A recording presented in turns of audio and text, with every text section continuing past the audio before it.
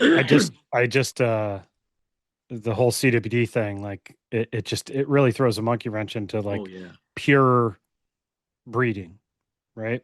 Because like there's probably deer that I wouldn't have bred with um had CWD not been a factor in that yeah, equation. And so for like sure. do you like I suspect it's always on your mind. Like how are you starting to navigate that? Well, as you know, what you're alluding to is the difficulty in finding northern deer. Yeah. I assume that's what the difficulty. Like I'm trying to produce big bodied deer. Well, we know that for the most part, the northern deer had bigger bodies, and I'm concentrating on northern deer because I want to keep those big bodies.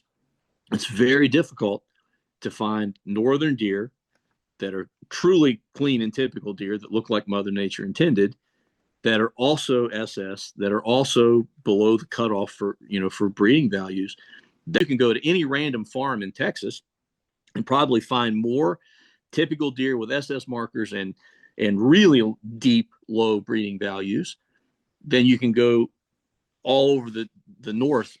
So certainly it's hard if you're going to be strictly breeding towards SS, which we are, but not as strict as some places. Like we AI'd 21 does this year, and I'm not as aggressive about that because we're still 100 plus miles from CWD.